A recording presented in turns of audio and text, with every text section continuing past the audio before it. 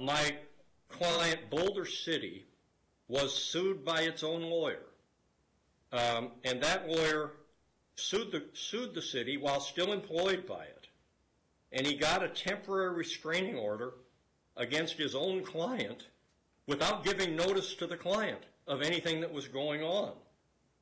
And so he left the client without counsel, then served the client, his own client, with the ex parte TRO the night before there was supposed to be a public hearing.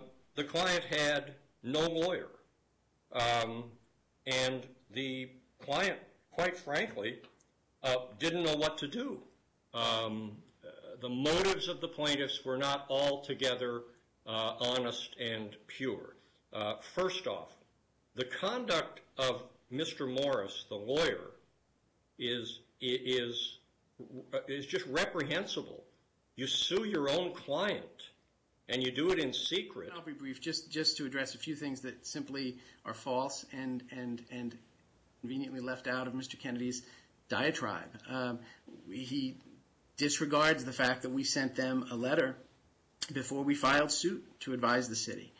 The city was not left abandoned.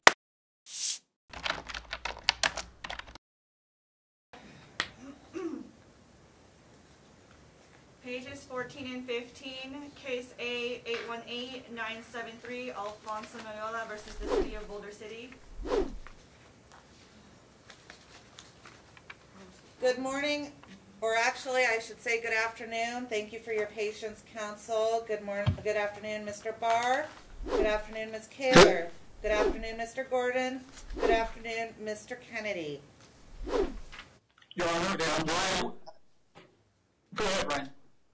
Ryan Lusto is also here for Folda and McManus individually. Good morning, Mr. Lusto. And Your Honor, Griff Hayes is also here for the City of Boulder City.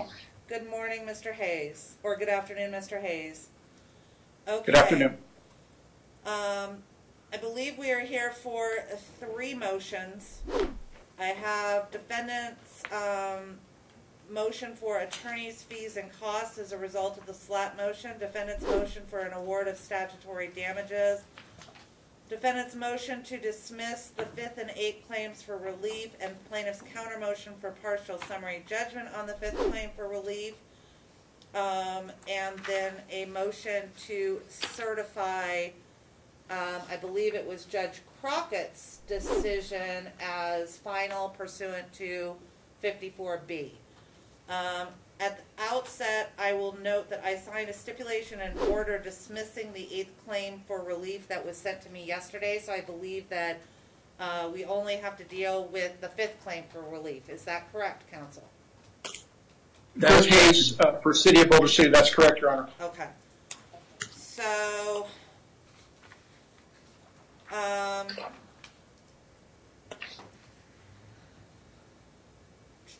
I've reviewed everything, and I don't know if you all are aware of my knowledge of SLAP cases, but I pretty much spent the last year before I got on the bench doing SLAP stuff. So I'm pretty well versed in this area, pretty well versed in the law in this area. And I went back and I actually went back to the original complaint that was filed. I read the second amended complaint that was filed.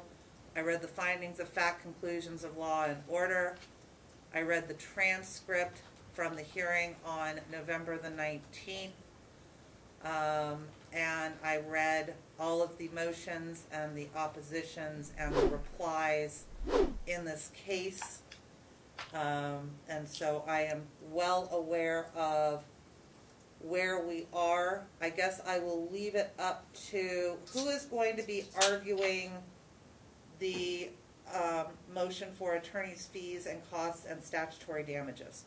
Who will be arguing that? This is Dennis Kennedy, Your Honor. I'll be arguing that for the defendants. Okay. And who is going to be arguing the motion to dismiss the 5th claim for relief? Griff Hayes, Your Honor. I'll be arguing that for the defendants. Okay. And who will be arguing the motion for partial summary judgment as to the 5th? And Your Honor, Richard Gordon? Go ahead, Mr. Gordon. Yes, Richard Gordon will be arguing that on behalf of the plaintiffs. Okay. And Griff Hayes, Your Honor, will argue that one. I thought that was going to be heard toward the end of the month, but if it comes up today, we can argue that issue. Well, I'm prepared. I'm prepared for all of them, so we might as well just get everything done today so that you guys can move on with your lives. Yes. All right. And Your Honor, this is Richard Gordon again. Yeah, there was a counter motion actually attached, so I think it is properly before the court today as a counter motion. Okay, and that's fine. All right. I think that the motion for attorney's fees and costs and the statutory damages, I've got about 2.5 pages of notes on that. So I think that that's probably going to take us a little bit longer to go through as it will for the motion to dismiss the 5th claim for relief. And there was to the extent, Mr. Gordon, that your motion for partial summary judgment gets answered by my answer to that motion. Would you agree with me on that? Yes, Your Honor. Okay. So, Mr. Hayes, since it was your motion to dismiss, I will allow you to make record. And let's start with that one. Thank you, Your Honor. The matter has been, I think, very well briefed by the parties. Just want to make some, just highlight a few points. First of all, this October 13th meeting is a very significant meeting because by raising this issue, the plaintiffs are essentially trying to undo what occurred at that meeting, which was the termination of these plaintiffs. We pointed out that the statute at issue, NRS 241.033, has no reference at all to the 9 a.m. requirement. There's no dispute in the case that the plaintiffs received notice. We've included language or included information in our brief pointing out that the last collection time at the Boulder City Post Office is 5:30. This notice was made at 5:24. It would be the same outcome here regardless of what time it was mailed on that particular day. There is argument made by plaintiffs regarding the Attorney General opinion. Our position is that, Your Honor, that's not relevant to the issue here. Again, that particular statute, which is 241.05, is not relevant to the issue here, which is the statute 241.033, which again has no reference to the 9 a.m. requirement. We've included case law indicating that if the statute is clear on its face, unambiguous, that it would be, respectfully, would be improper for this court to try to rewrite the statute or add information to the statute that was not originally in the statute. We also included a case indicating that if there was an omission, there's a presumption that the omission was intentional. Here again, we don't have any reference to the 9 a.m. time period in the statute. There is one in 241.020, but again, that's not what we're talking about here. The other thing, Your Honor, is the 241.020 is really it's a public notice requirement. The statute that we're talking about here is 241.033, which is the individual notice as set forth in the particular statute. So, Your Honor, again, as we've outlined in our briefs, our position is that the motion should be granted. There really is essentially no dispute as to the facts. It really is an interpretation of law in this particular statute, Your Honor. Thank you, Mr. Hayes. Mr. Gordon? Yes, thank you, Your Honor. Again, this is Richard Gordon, bar number 9036, arguing on behalf of the plaintiffs. The pending motions, the motion to dismiss and the counter motion for summary judgment, Your Honor, present in part an issue of statutory construction for the court. And on this point, I think we agree with defendants. But we disagree with defendants on the proffered construction. they asked this court, in the name of a plain reading, to disregard and, in fact, to rewrite the Attorney General's own interpretive guidance to Nevada's open meeting law, NRS Chapter 241. Here, the term in question is working day. Working day appears in 11 places in the Nevada open meeting law. And NRS 241.033 speaks in mandatory language. The city shall not hold a character and fitness meeting unless it is given requisite notice to the affected parties. In the case of notice by certified mail, at least 21 working days before the meeting is required.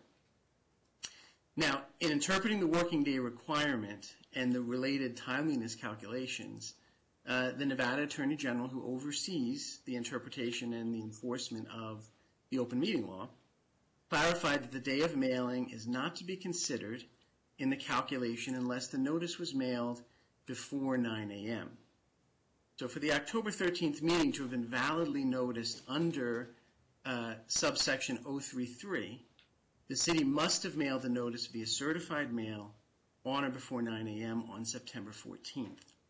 Here, the September 14th letters were indisputably mailed well after 9 o'clock a.m. on that date, which, as Mr. Hayes noted, the city does not dispute. But that provides, per the I think, accurate reading of the statute, only 20 working days notice instead of the 21 days required by law. And because the city didn't provide 21 days notice, then the action of the public body is void under subsection 036. And what the city has offered to support the position, Your Honor, that it timely mailed the notices in question, it appears as Exhibits 7 and 8 to our counter motion for summary judgment. And we do believe, Your Honor, that summary judgment is the appropriate standard that needs to be applied here. What the city offered to support its position that it timely mailed the notices was a payment receipt from the post office that indicates the date and time they paid the post office attendant at 5/24 on September 14th. That's, again, Exhibits 7 and 8. And those exhibits also attach certified mail receipts, but importantly, certified mail receipts without a postmark.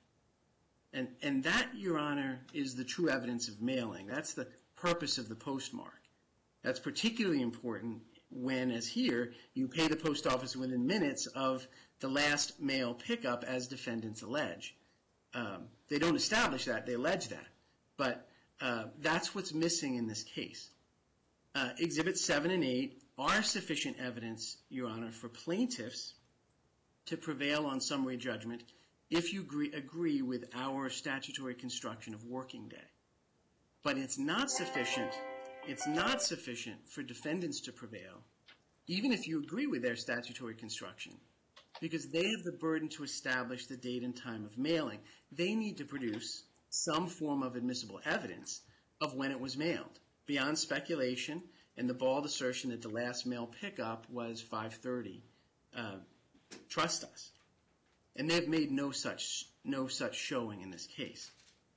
But fundamentally to adopt the city's position, Your Honor, would require the court to rewrite the question presented to the Attorney General in its 2002 opinion that's cited by both parties, interpreting the meaning of working day.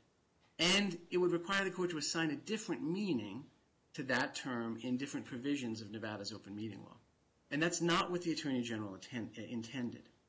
The Attorney General made clear at the outset of that opinion that she was tasked with interpreting the meaning of working day in the Nevada open meeting law as a whole. Quote in the question presented, as used in the Nevada open meeting law context. So the Attorney General was speaking generally about the statute as a whole. She does not say, importantly, that she's interpreting a question as to working day as used in subsection 020, which is what you would expect if the application of the Attorney General opinion was limited to that section, as the city suggests. So while it is true that the Attorney General applied its analysis to working day to subsection 020, in that opinion specifically, it did not do so exclusively. And thus the application of the Attorney General opinion goes beyond its application to subsection 020. Similarly, the legislature subsequently amended the statute to add a definition of working day. And importantly, this supports plaintiff's position. The definition of working day added to the statute makes clear that it's intended for general applicability. Again, quoting from the definition, as used in this chapter, close quote, the entirety of NRS 241. So because the city did not mail notice to plaintiffs before 9 a.m., the October 13th meeting was conducted on 20 days' notice, not the 21 required by law. And this is improper, and as such, the action is void. The city also cites legislative history in their briefing, but it doesn't support the city's construction, Your Honor. Nowhere in the committee minutes that the city's attached as 9 a.m. ever mentioned with regard to either subsection 020 or subsection 033. And the idea that the legislature intended greater protections for the general public than they do for affected individuals whose livelihood and reputations are at stake in a subsection 033 meeting is just a non sequitur. If anything, the legislative history shows that a greater concern and greater protections should be applied to affected parties whose livelihood is threatened by a character and fitness public meeting. So, Your Honor, we believe plaintiffs are entitled to partial summary judgment on their fifth cause of action, as well as reasonable attorney's fees for violation of the open meeting law. If the court agrees with our statutory construction, we believe that's what it should find. But even if the court doesn't, there's more required of the city that.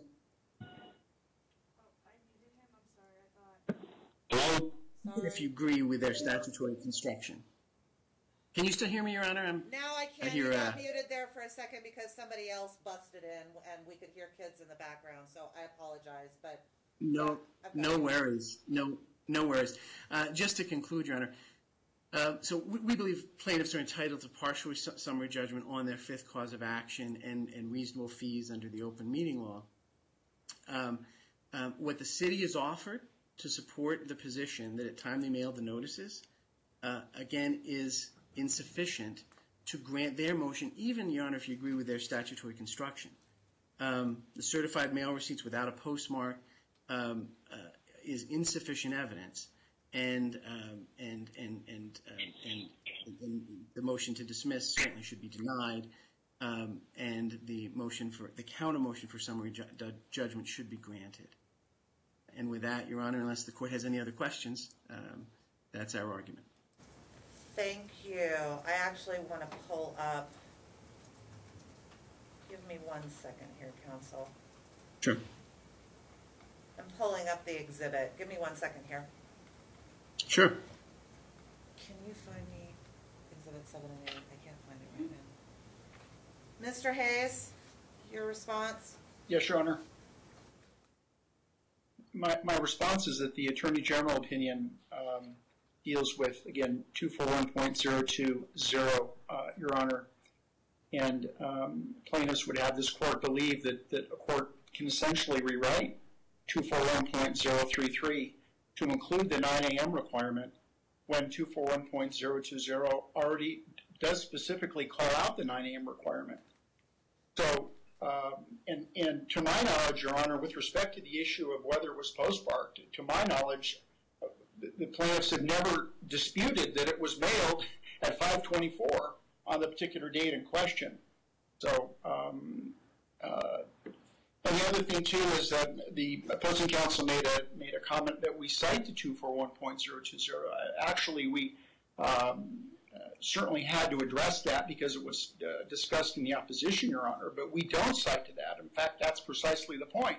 We're focusing on the statute at issue, which is 241.033, and there's no 9 a.m. requirement in there, and we are dealing with two different types of notice. Again, the public notice is what, and an individual notice, and we have the individual notice here to these two individuals who are plaintiffs.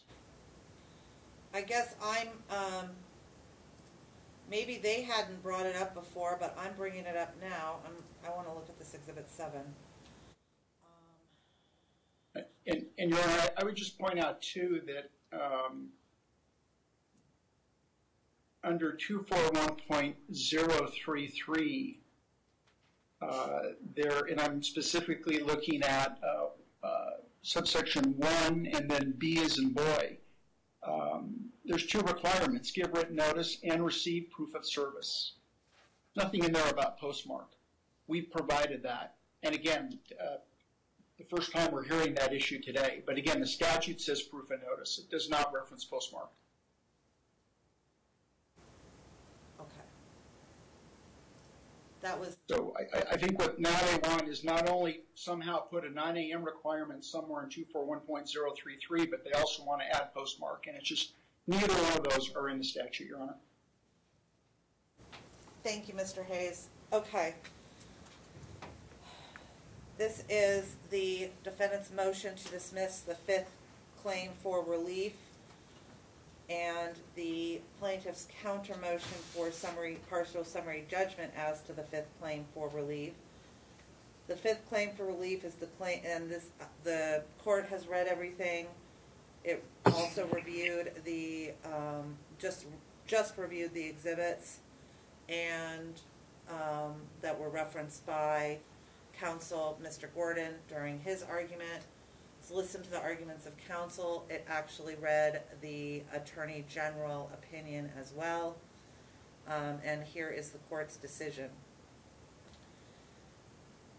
Mr. Hayes, you're going to be preparing the order, so take good notes. Will do, Your Honor. The 5th claim for relief is the claim for violation of the open meeting law for allegedly failing to send the notice to the plaintiffs 21 days before the meeting pursuant to NRS 241.033. Plaintiff alleges that because the notice was sent after 9 a.m. that it did not meet the 21-day count. Defendant argues that the citation to the Attorney General opinion deals with a separate section relating to the posting of the notice, and that portion is explicit within that part of the statute. To the extent that I have read the Attorney General position, I do agree that that Attorney General position was directly referencing the statute regarding public notice. But I don't think that either plaintiff or defendant necessarily got it right. The notice in this case was sent on September 14th, 2020. NRCP 6 provides in pertinent part as follows. Computing time. The following rules apply in computing any period of time specified in these rules in any local rule or court order or in any statute that does not specify a method of computing time. Period stated in days or a longer unit. When the period is stated in days or a longer unit of time, you exclude the day of the event that triggers the period. You count every day, including intermediate Saturdays, Sundays, and legal holidays, and you include the last day of the period. But if the last day is a Saturday, Sunday, or legal holiday, the period continues to run until the end of the next day that is not a Saturday, Sunday, or legal holiday. However, NRS 241.033 does provide that it is 21 working days. So while NRS 241.033 does not provide a method for computing the days, it does provide specifically which days are to be counted. Therefore, we have to take a bifurcated approach. As such, the court finds that the first day of the period is not counted. Therefore, the 14th would not be counted. So the count would begin on the 15th day. If you count the number of days from the 15th of September until October 13 in working days, it is exactly 21 days because the last day of the period needs to be included pursuant to NRCP 6. Therefore, the notice was in compliance with NRS 241.033, and the fifth claim that is premised on the failure to provide the requisite notice in a timely fashion is not legally tenable. Therefore, the defendant's motion to dismiss the fifth claim for relief is granted.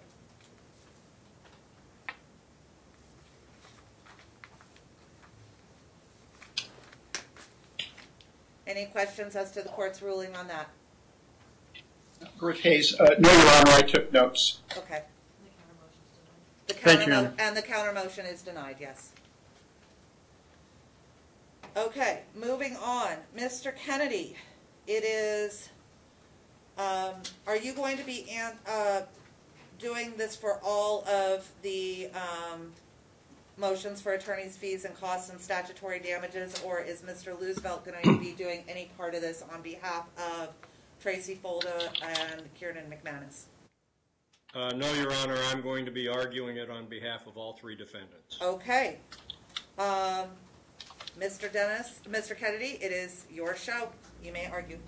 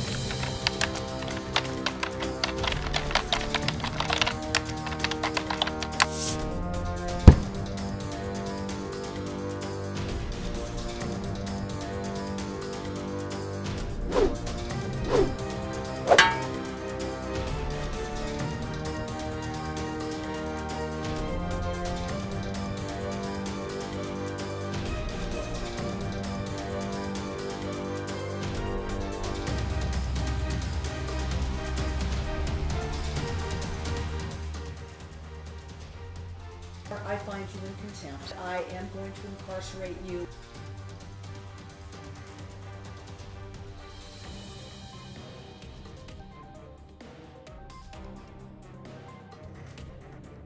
Pursuant to that Supreme Court rule, your death penalty qualified.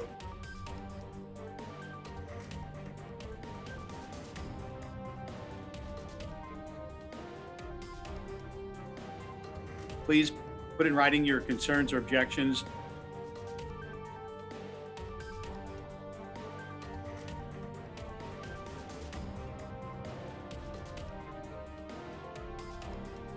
Any statement that you make is under penalty of perjury.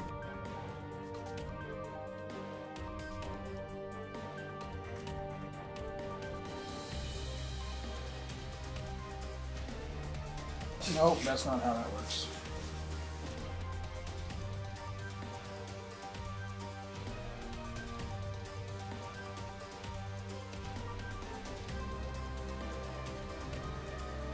We will take this case under submission.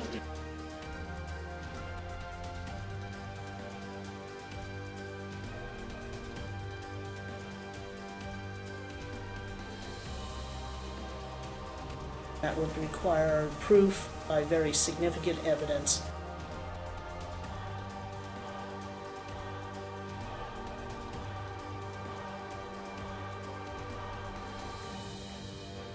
I want them to be present, and I want to be able to see them throughout these proceedings.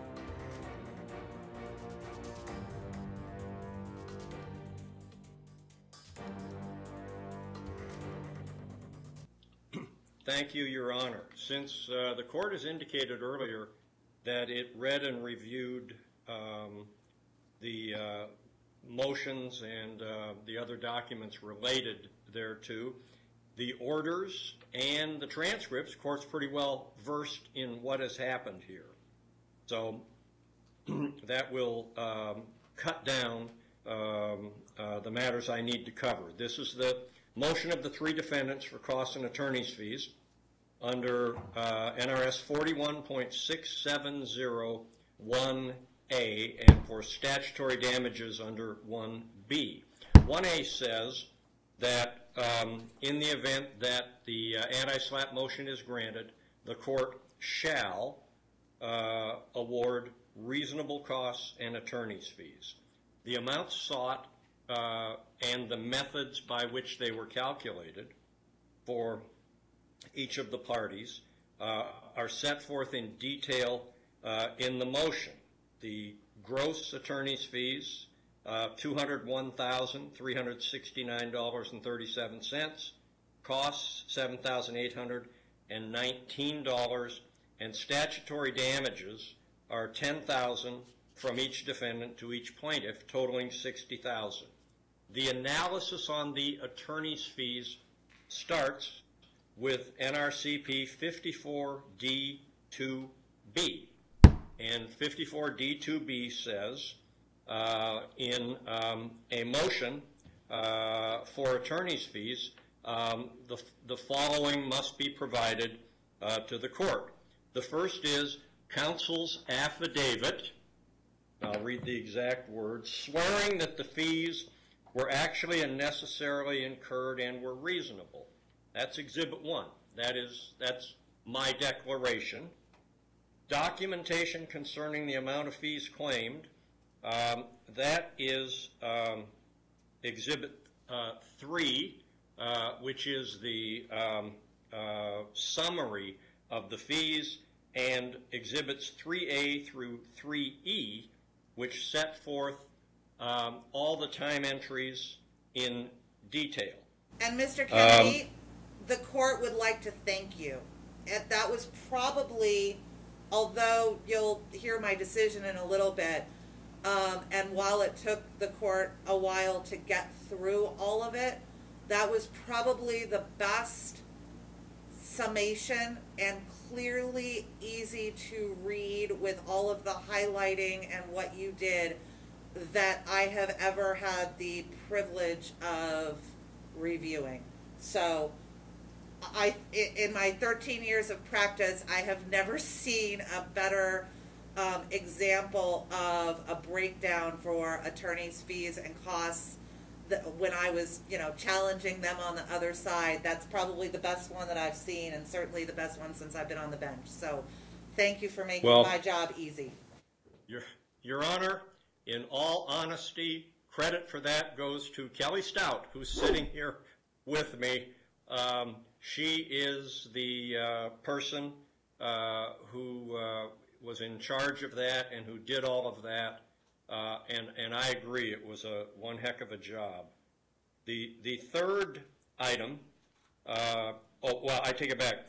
The next item is documentation of the costs. That's Exhibit 4, which is a summary, and specific Exhibits 4A through 4F, which set everything out in the detail that the court mentioned. Finally, under Rule 54, we are required to submit a memorandum addressing the appropriate factors to be considered by the court in deciding the motion. And, of course, we've done that, starting with the statute itself and the factors. And those factors, with regard to the reasonableness of fees, all come in Nevada generally from the Brunzell case. Everybody who practices knows that. First factor is qualities of the advocate. I don't think that there's any question regarding the competence of my firm or its lawyers who worked on this matter. The qualities of the advocate, though, also pertain to the amount of fees and the fees that are charged by each lawyer. As the court, I'm sure, noted, we charged a blended rate to the city of Boulder City, $550 for partners, $450 for associates. The partners rate is significantly below the rates that, at least for me, that I ordinarily charge in these matters. Those rates, interestingly enough, for those of us who from time to time do work for public agencies and public entities, we appeared at a public meeting in front of the City Council of Boulder City where the retainer agreement was presented to the public and the rates were presented, and there were citizens who spoke regarding the retention of my firm and the rates. Those were fully vetted both by the mayor and city council and by the citizens of Boulder City before the city council agreed to them. We also, in my declaration and in other exhibits, beginning Exhibit 1, which is my declaration at paragraph 12, we compared those rates to the rates that we charge other clients and that other lawyers in this locality charge in similar litigation. First off, these rates are the same as or possibly a bit lower because of the blended rates than we charge to other clients. Mr. Kennedy? With respect... Mr. Kennedy? Yes. I'm not going to quibble with you over your rates. The court will simply note that they're a little bit higher than what I charged, and I was doing slap litigation right towards the end of, before I took the bench, and they're a little bit higher than our firm charged, but not by much. I'm not going to quibble over $400 an hour, so. Okay. Not an the issue. second Brunzell factor is the character, and I'm quoting from the case, the character of the work to be done, its difficulty, its intricacy, its importance, time and skill required, the responsibility imposed, and the prominence and character of the parties where they affect the importance of the litigation. To start off with, in the complaint and the amended complaint, where two public officials and a municipality were sued, the principal issues were the open meeting law, which is no easy slog if you've never done it before. We have, and so that's a difficult issue, and the anti-SLAPP component, which again it's a difficult area of the law if you don't know what you're doing and you haven't handled cases, which we have. So this was no ordinary piece of litigation. It was on the difficult side, not the most difficult you'll ever see, but not routine or easy by any means. With respect to the time that was involved, that is an extremely important factor here, because as the court knows from reading the order, the transcript, and everything else, time was a very large factor. My client, Boulder City, was sued by its own lawyer, and that lawyer sued the city while still employed by it, and he got a temporary restraining order against his own client without giving notice to the client of anything that was going on. And so he left the client without counsel, then served the client, his own client, with the ex parte TRO the night before there was supposed to be a public hearing with respect to his competence and the competence of the city manager. The client had no lawyer, and the client, quite frankly, didn't know what to do at that point. There was, I don't know if Your Honor knows Gary Booker, but he is a contract lawyer for the city that prosecutes criminal cases. And Gary was Mr. Booker was the only lawyer there, and I talked to him, and he told me I have no idea about any of this. So the city got in touch with my firm. We quickly had a discussion with them, and we got hired within a week after public notice. At that point, we had an ex parte TRO, and we had a motion for preliminary injunction pending against the city. Very quickly, once we got involved and got up to speed, we had an amended complaint filed which named the two, the mayor and Ms. Folda, who's a city council person, and we had a second motion for preliminary injunction filed against them. This was all within about 2.5 to 3 weeks after we got retained. We had our work cut out for us at that point because we had a lot of work to do. And Mr. Kennedy, let me interject there, because there's a plethora of case law that provides that you are not entitled to any fees or costs related to anything other than the anti-SLAPP motion to dismiss. And the court is going to find that as a matter of law, that preliminary injunction work is not part of the motion of the SLAPP motion to dismiss. So to the extent that your argument is focusing on anything other than the SLAPP motion to dismiss for the attorney's fees and costs, just to speed you up a little bit, you might want to move on from that. Okay, and I will tell you, Your Honor, my response to that is in 41670 1A, the court shall award reasonable costs and attorney's fees to the person against whom the action was brought.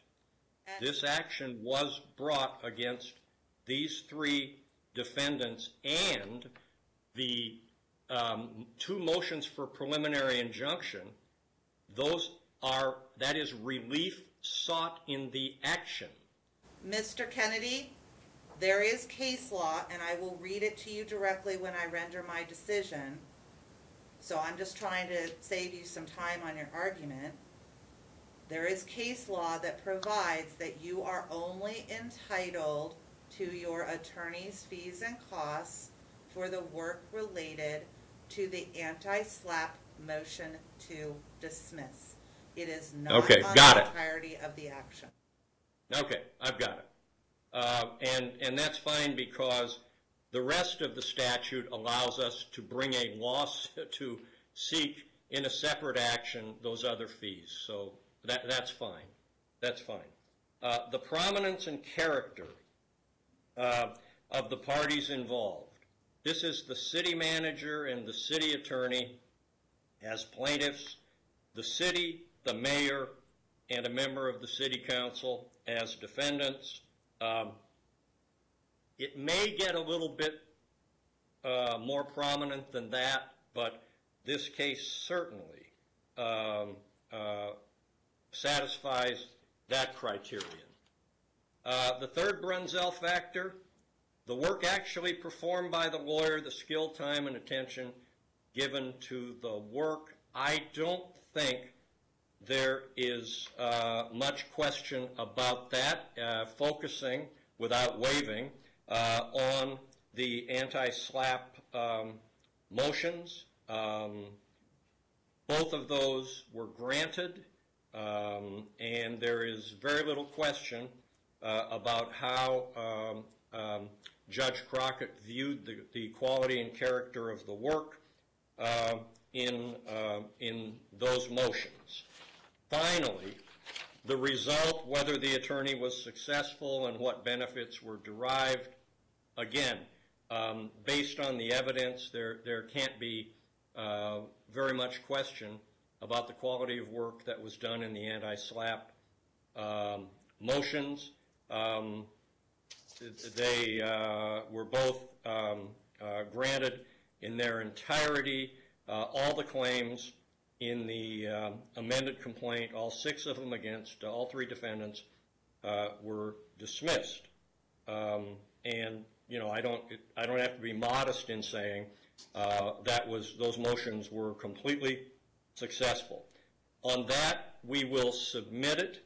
The results don't lie, and I want to just make one observation, and that is that the fees and the damages that we're seeking, those are public funds, Your Honor. This is the fees were paid by taxpayers, and this money is not going anywhere but back into the city coffers, which is where it ought to go.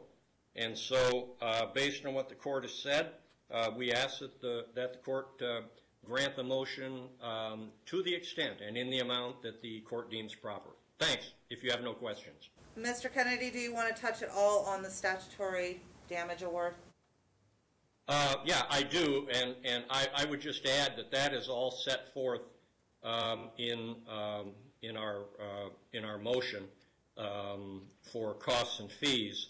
It is quite clear that in this case there were the motives of the plaintiffs were not altogether honest and pure. First off, the conduct of Mr. Morris, the lawyer, is just reprehensible. You sue your own client, and you do it in secret, and then you get an ex parte TRO against your own client who you actually represented at the time, and you serve it on them at night, the night before a public meeting. And that conduct cannot be justified, and Mr. Noyola is in no better shape at all.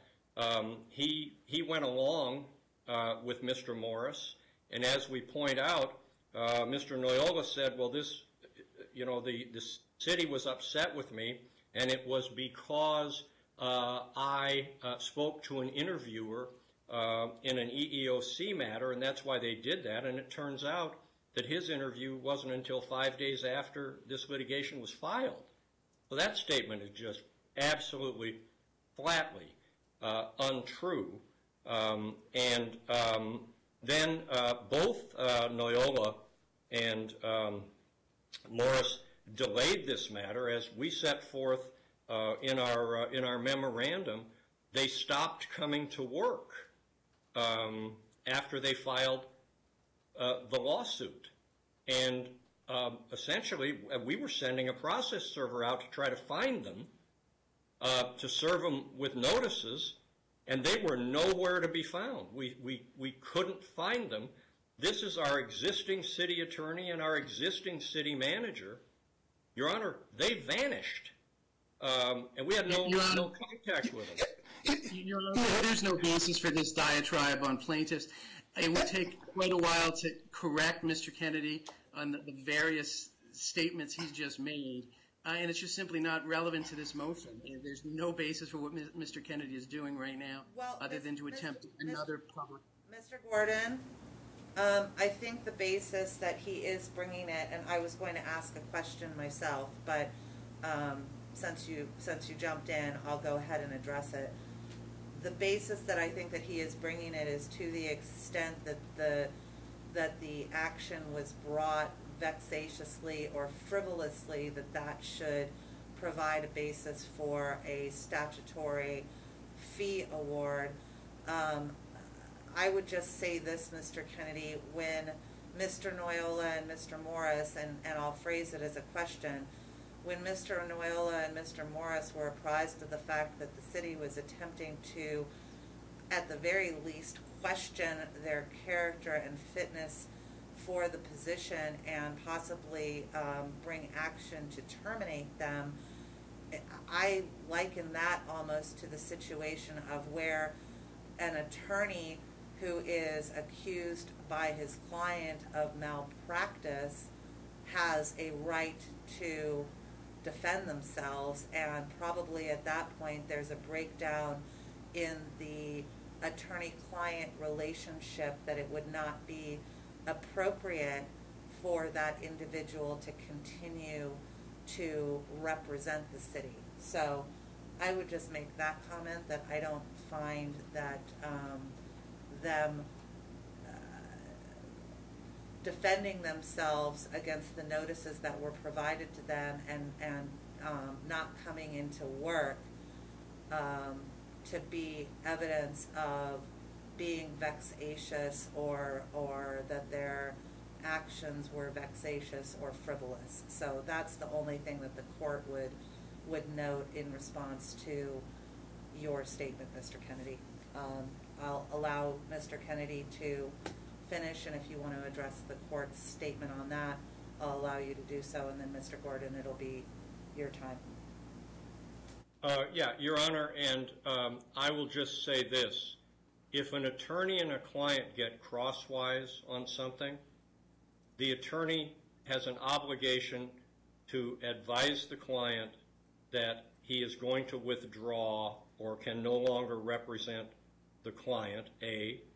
B, to make sure, and this is very important, to make sure that the client isn't harmed by the lawyer's withdrawal. And number 3, certainly the lawyer cannot, without doing either of those 2 things, run out and file an action against the client who he still represents because he hasn't done anything, and do it behind the client's back and get an ex parte TRO against the client, leaving the client to say, that's my lawyer, but what's going on here? And that's the problem with what Mr. Morris did. It would be unthinkable for a lawyer to have a dispute with a client and then leave the client under the impression he was still the client's attorney and go out and do these things. That's why I'm saying for a lawyer, that is an absolute breach of the rules of professional conduct and a breach of the fiduciary duty owed by the lawyer. There are a lot of ways to deal with this. That's not one of them. Well, and that's my only response. And while I would agree with you, Mr. Kennedy, if we were in a normal scenario, I don't know, and I'm not making a decision. I'm just having a conversation with you at this point, and I'm digressing. But I don't know necessarily whether or not in this situation if the same rules are applicable, and that's all I'm going to say on that. That's okay, and I won't respond further. On that, Your Honor, we'll submit it. Okay. Mr. Gordon? Well, Your Honor, this is Mr. Barr. I'm going to, and I'll defer to Mr. Gordon on this. I'm going to address the motion in general. Okay. If there are specific questions, I represent Mr. Noyola. Mr. Gordon represents Mr. Morris. I believe that Mr. Gordon wants to say a few words in that last diatribe on behalf of Mr. Morris. Okay. If the court is so inclined. That's fine. Go ahead. Yes, thank you, Your Honor. And I'll be brief, just to address a few things that simply are false and conveniently left out of Mr. Kennedy's diatribe. He disregards the fact that we sent them a letter before we filed suit to advise the city. The city was not left abandoned. They may not like Mr. Booker, but Mr. Booker, in fact, has been sat in as city attorney for multiple meetings, and so I could go into much more detail, Your Honor, but let's just suffice it to say that every point that Mr. Kennedy was making is disputed, that he's asserting as a fact, and he's leaving out some very significant things that show the responsibility of plaintiffs in this case. And with that, I will let Mr. Barr argue. Okay. Mr. Barr, your opposition to the motion for attorney's fees, costs, and statutory damages, please. Thank you, Your Honor. As a preliminary matter, I really have to object to the defendant's reply. The reply included purported evidence that's brand new, and I know the court's already ruled on the material or the reasonableness of the fees, but the new evidence is inappropriate in a reply brief, and we had no chance to respond to it. And the purported new evidence is not even competent. It's hearsay, and it's unauthenticated. Frankly, this purported new evidence is a tacit admission that their initial motion was improperly supported in the first place, and thus, again, for Your Honor, For those reasons, Your Honor, we would object to the reply brief and ask the court to strike it. Moving to the substance of my argument, extraordinary claims require extraordinary proof, Your Honor. Here, defendants make the extraordinary claim for $200,000 in attorney's fees for two substantially similar motions to dismiss. It's over 500 hours of work for two substantially similar motions to dismiss. Put this in context. 500 hours of work is a full-time work for 3 months. I'm not going to reiterate our entire brief, but I want to highlight 3 things, Your Honor. First, as we said in our brief, there's really no urgency for the court to decide this fee motion right this minute.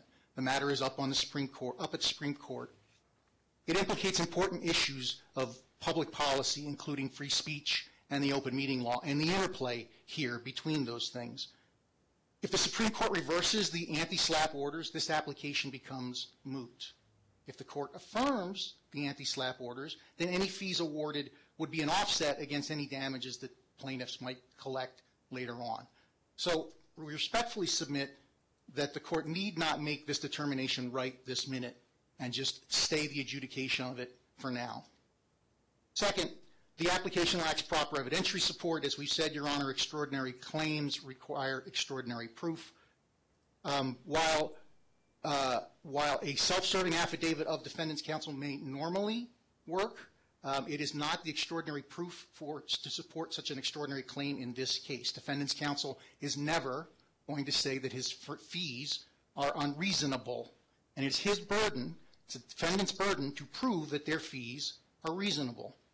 The application is thus critically deficient of any competent evidence, let alone the extraordinary evidence to support their extraordinary claim. Well, Mr. Barr, let me ask you this. What about the invoices that were submitted? Is that not evidence? Oh, sure. They're evidence, but there's not evidence of reasonableness, Your Honor. Well, isn't that a decision for the court to make? Certainly, and they have to show that the market rate, that the prevailing market, that their rates are commensurate with the prevailing market rate. And the prevailing market. I'm finding that they are. I understand, Your Honor, and so I'll move on. Yeah. So, as far as the rate issue, I'm finding that the rates are reasonable. As far as the actual amount of time issue, that is a completely different scenario, and what I'm asking you, Mr. Barr, is whether or not the court is allowed to utilize the invoices that were provided to me as evidence and make a determination as to the reasonableness based on those invoices. Oh, certainly. We have no truck with the invoices. Okay. Mr. Kennedy's a fine lawyer. Yes. Mr. Kennedy's fine. We have no truck with the, other than what we thought were duplicative and non-SLAPP related matters, have the utmost respect for Mr. Kennedy. Okay. No truck with those invoices. So okay. Let me conclude, Your Honor. Sure. In short, we ask one of 3 things. Number 1, we ask that the court stay the adjudication of this application until the Supreme Court's weighed in. In the alternative, we ask the court to deny the application for fees as improperly supported. Or in the alternative to that, we ask that the court use the evidence of the rates that we provided to calculate the fees. With that, I'll submit, Your Honor. Thank you. Mr. Kennedy, you have the last word. Your Honor, I don't think I have anything at all to add to that. The court's got a good grasp of it. We'll submit it. Okay. So, I do have a question for you, Mr. Barr. And as the court indicated, I spent probably the last year before I took the bench doing a lot of SLAPP work. And included in that was a motion for attorney's fees and costs that I had to do and break down and look at the reasonableness and the duplicity and all of that, and ask the court to not award those. So I went through this with a fine-tooth comb myself, but there are 2 questions that I do have for you, Mr. Barr. The only way that the court can stay the adjudication of this matter once I decide what the award would be to stay the enforcement of it would be if the court either, it can happen automatically with the posting of a supersedious bond. Alternatively, the court would have to have an affidavit that shows that the plaintiffs would be able to easily pay the amount of the award that was awarded by the court in the event that the Supreme Court or Court of Appeals did not overturn the matter. So, Mr. Barr, are your clients prepared to post a supersedious bond and or provide further information to this court that would be able to give the court the certainty that it needs in order to stay any collection efforts on any award that I were to issue to show that they are capable of paying that amount? Certainly, of course, Your Honor. The bond's, of course, in your discretion, and we would certainly be able to provide those amounts. And the amount of the bond would be in your discretion. I would just remind the court that our clients are currently unemployed and really unemployable with the finding of the determination that they were fired with cause. So at this point, they're currently unemployed and really unemployable. So certainly we provide those a supersedious bond and an affidavit. Okay. Mr. Kennedy, did you have a question for me? No, I don't, Your Honor. That was an issue that I didn't know we'd see today, but I knew we would get to it. And yeah, if they can provide the supersedious bond, problem solved. And on the other hand, if they want to put up some form of other security demonstrating an ability to pay, such as a deed of trust on real property, something like that, we're not too particular about that. We just want to ensure payment. Okay. That was and Your Honor, yeah, Your Honor, this is Rick Gordon again, just on behalf of Mr. Morris. Yeah, I'm sorry, Your Honor. Yeah, I obviously will need to talk to my client, but obviously the fundamental thing is their jobs were, we think, wrongfully taken, and they are unemployed. So I'll certainly talk to my client, and we'll do what we can to give the court what it needs. Okay. As I indicated previously, I read everything in regards to this. I have a good basis of knowledge in this area, and I've looked at all of the exhibits, and I've heard the arguments of counsel. Here's the court's decision. Under Nevada's anti-SLAPP statute, a court may award, in addition to reasonable costs and attorney's fees, up to $10,000 to a prevailing party. That is NRS 41.6701B. The party seeking the award bears the burden of establishing entitlement to such award. The choice to grant an award under NRS 41670(1)B, contrary to 46710 or 41671A, which is mandatory, the choice to grant an award for statutory damages under 41670(1)B lies within the court's discretion. NRS 41.6701B does not outline when a court should award statutory damages other than committing it to the court's discretion.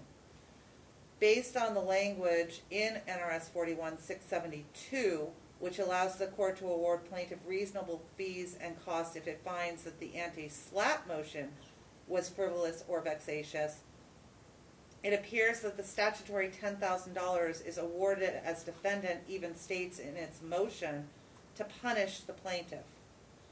Therefore, the statutory award should really only be awarded when it is patently clear to the court that the initial complaint was brought to chill speech in violation of the strategic law against public participation known as anti-SLAPP. Although Judge Crockett did find that the initial complaint was a SLAPP complaint, the court at this time notes that it doesn't necessarily agree with Judge Crockett's decision. Although there's not a motion for reconsideration before me, the court, and therefore it's not important for this decision for me to decide whether or not Judge Crockett was right, wrong, or indifferent. that'll be left up to the Court of Appeals and or the Supreme Court. However, as the award of statutory damages is discretionary, and the court finds that the purpose of that award is to punish the plaintiff and deter frivolous suits, and I do not find that the initial complaint was frivolous or that the plaintiff should be punished, the court is using its discretion and not awarding the statutory damages. As it pertains to the request for attorney's fees and costs, although the court may still award costs and attorney's fees during the pendency of an appeal, it is equally as true that a defendant is not really considered the prevailing party until such time as the Supreme Court renders its decision on the appeal. That is Barnum v. Williams, 84 Nevada 37, 1968. The defendant cites the case of Graham v. Kleinos for the proposition that it is entitled to all of its attorney's fees on the action. However, that case was undermined by City Boulevard LLC versus Backcountry against the Dump, Inc., 6 California App 5th, 426, 212 California Reporter 3rd, 304, 2016, in which it was held that a fee award under the anti-SLAPP statute may not include matters unrelated to the anti-SLAPP motion. This case was cited to in Century Surety Company versus Prince, 2018 Westlaw 1524433, in which the court held that only attorney's fees and costs directly attributable to the anti-SLAPP motions are recoverable. Similarly, in Walker versus Intelligent Heart Services Insurance and Nevada District Court case Westlaw 1694771, which was decided in 2020, where the court required the attorneys seeking fees to revise their billing statements to remove any entries that were not directly related to the anti-SLAPP motion. Therefore, when looking at the fees to be awarded, the fees must be adequately documented, relate directly to the anti-SLAPP motion, and be in line with the Brunzell requirements, so they must be reasonable and not be excessive or duplicative. As indicated, the court has already found that the amount that is being charged as far as the hourly rate to be reasonable. The court nor the plaintiff takes any issue with the quality and the abilities and the skill with Mr. Kennedy's firm and its attorneys therein. And the court also finds that SLAPP work is not easy work. It is difficult, and the parties that are involved in this are prominent. As to the individual fees, counsel provided the court with their invoices, and the court did perform an independent review. I want counsel to be aware that the court is not going to award fees and costs for inter-office conferences or for conference calls that happen after a motion hearing so that everybody can tell each other what happened. Additionally, I'm not going to award for duplicative efforts. Just by way of example, on November 19th in the invoices, there were 3 entries for preparing for the anti-SLAPP motion. One was for 0.9 hours, one was for 1.8 hours, and one was for 2.6 hours. And then every single one of those entries was followed by a corresponding conference call entry to discuss what happened at the hearing. That is duplicative and excessive, and the court is not going to award fees for that. So in that case, I did not award the 0.9 or the 1.8, but I did award the 2.6 hours, which I believe, the court believes, strikes fair balance on the duplicative nature of the entry. So the court has reviewed all of the exhibits in Exhibit 3. And based on what I just stated, it awarded a total of 152.15 hours for the Boulder City anti-SLAPP motions to dismiss, the time spent in court, the time preparing, and 50.95 for the McManus-Folda anti-SLAPP for a total attorney fee award of $60,860 for Boulder City and $20,380 for Folda and McManus. As to the costs, the process service did not relate to the SLAPP motion, so that was completely discounted. The Westlaw research is not specific as to what related to the anti-SLAPP motion, so it was not awarded. I awarded the costs for the filing and the transcript and the copy costs directly related to the anti-SLAPP motion, which amounts to $648.42. So that will be the award for the attorney's fees and costs, and pending the filing of a supersedious bond for that amount. And I don't care, Mr. Barr, Mr. Gordon, since your clients are going to be jointly and severally liable for that, however they want to come up with the supersedious bond in that amount, or whatever security that they want to post for that, is fine. However, it needs to be done between the two of them. And that is the court's decision on the award for attorney's fees and costs. Thank you, Your Honor. You're welcome. Any questions from anybody? I know that it's late, that we still have the 54B motion on. Is the court inclined to hear that today? That's fine. My inclination right off the bat was to grant it. Then I'll submit, Your Honor. So, Mr. Kennedy, if you want to, or Mr. Hayes, if either one of you want to make an argument as to why I shouldn't. Your Honor, Griff Hayes for City of Boulder City. We have briefed this, and I think just, again, the main concern was prejudice and duplicative appeals. I suppose the court's ruling today partially, if not fully, addressed that issue. But in any event, we'll submit on the briefing, which included an argument on equity of the situation, Your Honor, and judicial economy and efficiency. And I understand that basically, you know, to the extent that we would be continuing to go forward with the other claims that are still before me that were not dismissed pursuant to SLAPP or by stipulation, is your argument, Mr. Hayes, that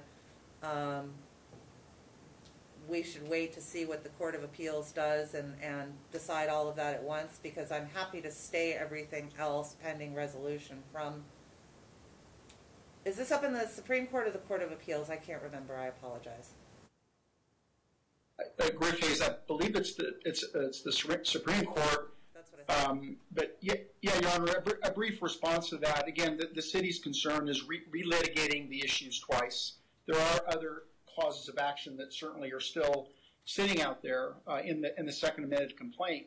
But again, these are taxpayer dollars, and that's the main concern on the certification. And again, the plaintiff's position is that the certifications are routinely granted. You know, we would beg to differ on that, and just point out that certainly there are certain requirements that they have to meet, and in this situation, there is really a potential for extensive additional fees and costs the city would have to incur in relitigating the current alive claims versus the claims that are up on appeal, Your Honor. And I understand that, Mr. Hayes. Mr. Barr, Mr. Gordon,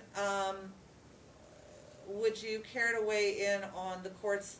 my inclination is to grant your 54B, but also to stay the other issues until we have a decision on those. You want to weigh in? No, a stay would be appropriate, at least as far as Plaintiff Alfonso Noyola is concerned. I'll let Mr. Gordon address that for Mr. Morris. Yeah, no, I think Mr. Morris also would agree to that a stay is appropriate in this case. Mr. Kennedy, any objection? This is Mr. Hayes' issue, Your Honor. All right, so then that's what we're going to do. I am going to certify that as 54B. I'm going to stay the remainder of the claims in this court pending resolution of the appeal on claims 1 through 4 that is going to be heard by the Supreme Court. And, Your Honor, if I could just get clarification on one point. Sure. The certification, will it include, I think we would request that it include your rulings of today on the fifth cause of action and the fees? Was that the court's intent? I can do that as well. I don't think you filed an appeal on it yet, but... No, that's correct. Your Honor, this is Dennis Kennedy. I agree with that. I think that the fee and cost issue should be certified as well. It all needs to go up together. So let's certify the whole kit and caboodle. I'll stay everything else, and y'all can fight it out with the Supreme Court. Thank you, Your Honor. It's been a pleasure to appear before you. It really has. Thanks for taking us so late. Absolutely. Yeah, we appreciate it. Thank you. Thanks so much. Have a good day. You too. Bye-bye. You too. Bye.